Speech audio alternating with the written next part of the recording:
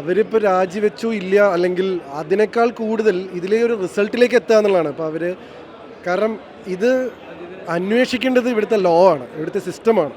കാരണം ഈ അമ്മയിലുള്ള ഇത് അല്ലെങ്കിൽ അതിൽ മെയിൻ ആയിട്ട് ഓഫീസ് ബെയറേഴ്സിനും ഈ ആരോപണങ്ങൾ വന്നിട്ടുണ്ട്. അപ്പോൾ അവർ രാജിവെക്കല്ലേ എന്നുള്ളൊന്നും കൺഫ്യൂഷൻ ഉണ്ട്, രാജിവെക്കാതിരിക്കുകയാണോ? പക്ഷെ അതല്ല ഇവിടുത്തെ ചർച്ചയാവേണ്ടത്. ഇവിടുത്തെ ചർച്ചയാവേണ്ടത് അവർ രാജിവെച്ചു, ഇവർ അതിന് ഉത്തരം പറഞ്ഞില്ല, അതല്ല. ഈ പറഞ്ഞ ആരോപണങ്ങൾ സത്യമാണോ? സത്യമാണെങ്കിൽ ഇതിനെന്താണ് റിസൾട്ട്? അതോ ഇത് നിങ്ങൾ ഒരാഴ്ച ഓടിക്കുന്ന ഒരു അടിപൊളി ന്യൂസ് കണ്ടന്റ് ആയിട്ട് അടുത്ത ആഴ്ച നമ്മൾ അടുത്ത ന്യൂസിലേക്ക് പോവുകയാണോ? അതാണ് ഇവിടുത്തെ ചർച്ച ചെയ്യപ്പെടുന്നത്. അല്ലാതെ കുറേ ആൾക്കാരുടെ അങ്ങോട്ടും ഇങ്ങോട്ടും എന്തൊരു ആരോപണങ്ങളാണ്. ഇതിപ്പം ഒരു കൺട്രോളും ഇല്ലാത്ത രീതിയിലല്ല അങ്ങോട്ടും ഇങ്ങോട്ടും പോകുന്നത്.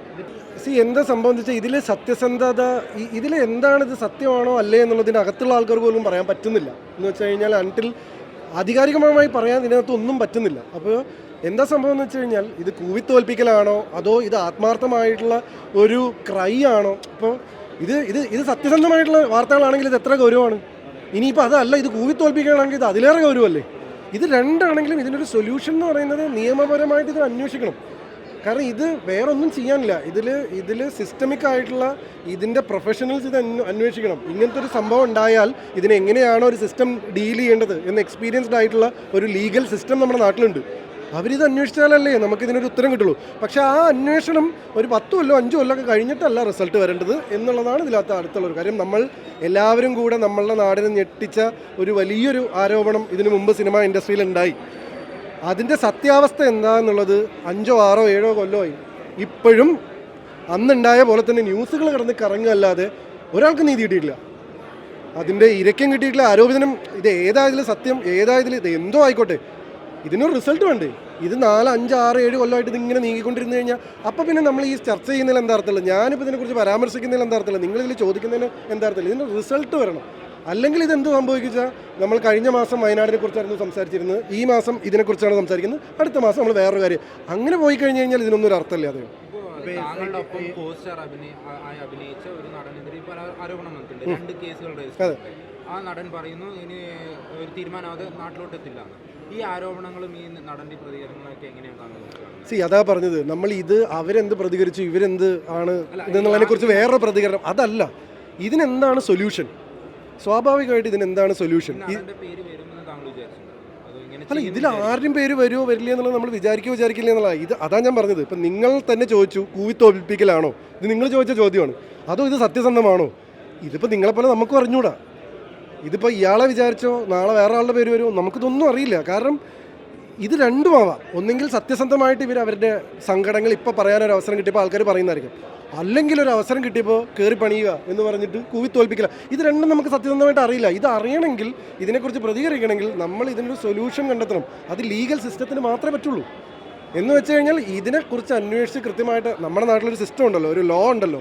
ഇങ്ങനെ ഒരു സംഭവം ഉണ്ടായാൽ എങ്ങനെയാണ് ആ ലോനെ, സിനിമയല്ല ഏതൊരു മേഖലയിലും ഇത് ഉണ്ടായി കഴിഞ്ഞ് കഴിഞ്ഞാൽ ഒരു ലോ ഉണ്ടല്ലോ, അത് കൃത്യമായിട്ട് എഫക്റ്റീവായിട്ട് ഉണ്ടാവണം. ഇപ്പോൾ ഇത് ഇത്രയും മീഡിയ അറ്റൻഷൻ കിട്ടിയൊരു കാര്യമായതുകൊണ്ട് ഇതിൻ്റെ റിസൾട്ടും അങ്ങനെ വന്നാൽ അപ്പോൾ ഇതിനൊക്കെ ഒരു അർത്ഥം ഉണ്ടാവും. അല്ലെങ്കിൽ ഇതൊരു ന്യൂസ് മാത്രമായി മാറും, വെറുതെ കുറേ ബഹളം വെക്കലായിട്ട് മാറും. അറിയുന്നില്ല. കാരണം പ്രതീക്ഷിക്കുന്നുണ്ടോ എന്ന് ചോദിച്ചു കഴിഞ്ഞാൽ ഇപ്പോൾ ഞാൻ പറഞ്ഞു മുമ്പത്തെ എക്സാമ്പിൾ ഇപ്പോഴും 6 കൊല്ലം 7 കൊല്ലമായിട്ടൊരു സംഭവം പോയിക്കൊണ്ടിരിക്കുകയാണ്. അതിലും കയറി അതിനേക്കാൾ കൂടുതൽ ഇപ്പോൾ ബഹളം വയ്ക്കുന്നൊരു സംഭവമാണ്. സ്വാഭാവികമായിട്ടും അങ്ങനെ വരണം. ഇപ്പം എൻ്റെ പ്രതീക്ഷയ്ക്കല്ല അവിടുത്തെ പ്രസക്തി. പല കാര്യങ്ങളും ലൈംഗിക അതിക്രമം മാത്രമല്ല, സ്ത്രീകൾക്ക് വസ്ത്രം മാറാനും പോലും സൗകര്യമില്ല എന്നുള്ള തരത്തിലുള്ള ഗുരുതര പരാമർശങ്ങളുണ്ട്, ലഹരിയുടെ പരാമർശങ്ങളുണ്ട്. ഈ ഹേമ കമ്മിറ്റി റിപ്പോർട്ട് ശരിക്കും താങ്കളുടെ ഒരു ഞെട്ടലുണ്ടാക്കിയിട്ടുണ്ട്. ഹേമ കമ്മിറ്റി റിപ്പോർട്ട് 260 പേജോട്ടുള്ളൊരു വലിയൊരു സംഭവമാണ്. ഞാനതിരുന്ന് വായിച്ചിട്ടില്ല, അല്ലെങ്കിൽ അത് എൻ്റെ കൈ കിട്ടിയില്ല. എനിക്ക് കിട്ടിയ സാധനങ്ങൾ അവിടുന്ന് ഇവിടുന്നും ബാക്കി എല്ലാ പ്രേക്ഷകർക്കും ജനങ്ങൾക്കും കിട്ടിയ പോലെ പല ഭാഗത്തും ബിറ്റ്സ് ആൻഡ് പീസസ് ആയിട്ട് എല്ലാ വാർത്താ മാധ്യമങ്ങളിൽ നിന്നും കുറേ കഷ്ണങ്ങളാണ് കിട്ടിയിരിക്കുന്നത്. അതുകൊണ്ട് തന്നെ ആധികാരികമായിട്ട് അതിനെക്കുറിച്ച് റെസ്പോണ്ട് ചെയ്യാനുള്ള ഒരു അവസ്ഥയിലല്ല ഞാനുള്ളത്. പക്ഷേ സ്വാഭാവികമായിട്ടും ഇങ്ങനെ ഒരു അവസ്ഥയുണ്ടെങ്കിൽ അതിന് കൃത്യമായിട്ടുള്ളൊരു സൊല്യൂഷൻ വേണം, അതിലൊരു സംശയമില്ല. അത് ഈ ഒരു ഇതിനെക്കുറിച്ച് പറയാൻ കാണിക്കുന്ന ആർജവം അതിൻ്റെ ഒരു സൊല്യൂഷൻ കിട്ടാനും കാണിച്ചു കഴിഞ്ഞാൽ നമ്മൾ ഈ കാര്യങ്ങൾ ചെയ്തതിനൊക്കെ ഒരു അർത്ഥം ഉണ്ടാവും. ഒരിക്കലുമല്ല. എങ്ങനെയാവാ നീതിക്ക് മുകളിലാണ് പടത്തിൻ്റെ പവർ എന്നുണ്ടെങ്കിൽ ഈ ഹേമ കമ്മിറ്റീന് ഇത്രയും അധികം ഇതിന് മീഡിയ എടുത്ത് ചർച്ച ചെയ്യും? നീതിക്ക് മുകളിൽ ഒരാളും ഇല്ലല്ലോ ഇവിടെ. രാഷ്ട്രീയക്കാരും ഇല്ലല്ലോ, പൊളിറ്റിക്സും ഇല്ല, സിനിമയില്ല, ഒന്നുമില്ല.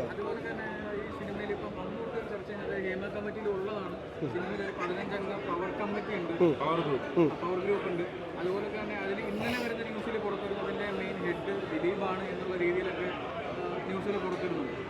അങ്ങനെ എന്തെങ്കിലും തോന്നുന്നുണ്ടോ? ഇല്ല, എനിക്ക് പേഴ്സണലി അങ്ങനത്തെ എക്സ്പീരിയൻസ്. കാരണം എന്താ വെച്ചാൽ ഞാൻ മലയാള സിനിമയിൽ ഒരു ഭയങ്കര പ്രോമിനൻറ്റ് ഫിഗർ അല്ല. ഞാൻ കൊല്ലത്തിൽ അവസാനമായി ചെയ്ത സിനിമ പ്രോപ്പറായിട്ട് പറഞ്ഞെന്ന് പറഞ്ഞാൽ 2016 പ്രേതം, പിന്നെ കഴിഞ്ഞൊരു നീരജ. അപ്പം ഞാൻ വളരെ അപൂർവമായിട്ടാണ് ഇപ്പോഴാണ് ഒരു മനോരാജ്യം എന്നുള്ളൊരു സിനിമയായിട്ട് വരുന്നത്.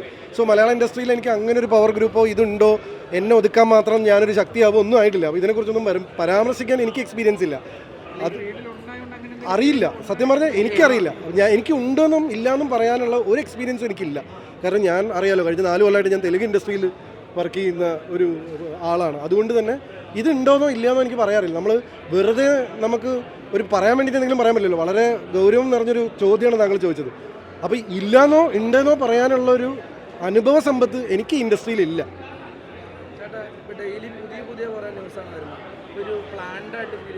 അല്ല, നേരത്തെ ചോദിച്ച അതേ ചോദ്യത്തിൻ്റെ വേറെ സ്വഭാവമാണ്. കൂക്കി തോൽപ്പിക്കാൻ നോക്കണമെന്ന് അറിയില്ല, അത് അന്വേഷിക്കണം.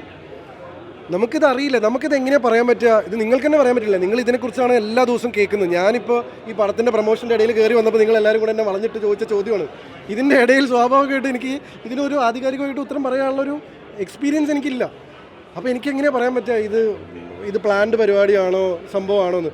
കഴിഞ്ഞ 3 ആഴ്ചയായിട്ട് ഈ ആരും കേൾക്കാത്ത മനോരാജ്യം എങ്ങനെ നാട്ടിലേക്ക് എത്തിക്കും? നിങ്ങളുടെ ഹേമ കമ്മിറ്റിക്കാരും പടം പോലും പ്രൊമോട്ട് ചെയ്യാൻ പറ്റുന്നില്ല. കാരണം ഇത് തുറന്ന ഹേമ കമ്മിറ്റിയാണ്, കൊടുക്കുന്ന ഇൻ്റർവ്യൂ പോലും നാട്ടുകാരിലേക്ക് എത്തുന്നില്ല. അപ്പോൾ ഇതെങ്ങനെ ഇനി എങ്ങനെ പ്രൊമോട്ട് ചെയ്യും? പ്രൊഡ്യൂസറെ എങ്ങനെ സേഫ് ആക്കും നോക്കുന്ന സമയത്ത് ഈ സാധനം പഠിക്കാനുള്ള ഒരു അവസരം കിട്ടിയിട്ടില്ല. ക്ഷമിക്കണം.